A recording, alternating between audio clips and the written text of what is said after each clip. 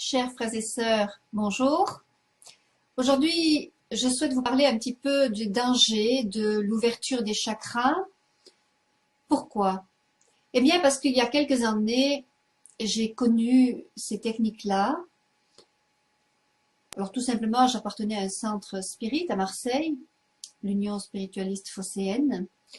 Et un jour, dans ce lieu, le responsable, qui était un gourou, qui était initié en bien des choses comme le chamanisme et bien d'autres techniques occultes, eh bien, il m'a proposé de faire ce qu'il appelait un grand nettoyage qui devait soi-disant durer 1 an et demi. Alors, comme je croyais à la réincarnation, je croyais en mes vies antérieures et que j'avais vraiment vu beaucoup de flashs soi-disant de mes vies antérieures, je me suis dit, oh là là, je voudrais vraiment être libérée de tout ce karma. Et alors, je me suis dit, il faut que j'accepte d'être libérée de cela. Alors, comment ça s'est passé? Eh bien, le gourou, qui s'appelait Jean, qui est maintenant décédé, m'a imposé les mains sur 2 chakras. Ce qu'on appelle le troisième œil, qui est ici, et le chakra du cœur, qui se situe au niveau de la poitrine.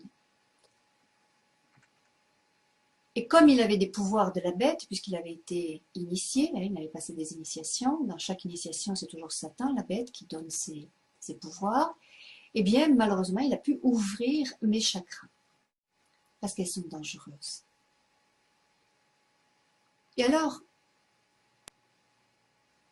qu'est-ce qui s'est passé? Eh bien, rapidement, après l'ouverture donc des centres énergétiques, une semaine après, je me rends dans le centre spirit auquel on se réunissait tous les mercredis soirs autour d'une table pour invoquer les esprits.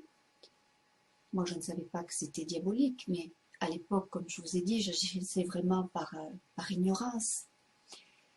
Et alors, la Kundalini, chez moi, s'est réveillée.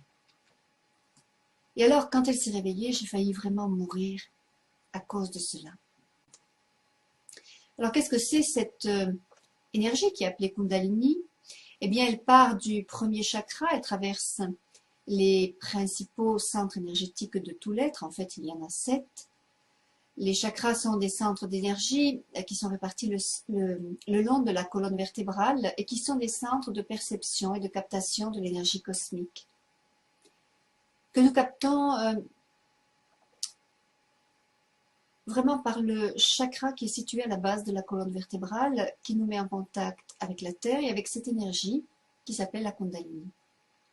Cette énergie, chers frères et sœurs, elle doit monter normalement le long de la colonne vertébrale, appelée la Sushumna, et de chaque côté de ce canal central qui est la Sushumna, eh bien, vous avez 2 canaux qui s'appellent Ida et Pingala, qui se croisent précisément en 7 points et qui correspondent aux 7 chakras principaux. En fait, il y a environ 120 chakras.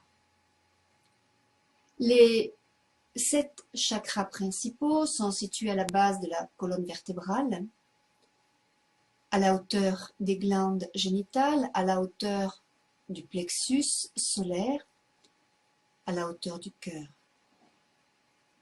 au niveau de la thyroïde, puis entre les 2 yeux, comme je vous ai dit, le troisième œil, celui qui a été ouvert chez moi, et le dernier au-dessus de la tête. Alors, qu'est-ce qui se passe? Eh bien, le corps va prendre des positions de torsion de la colonne vertébrale.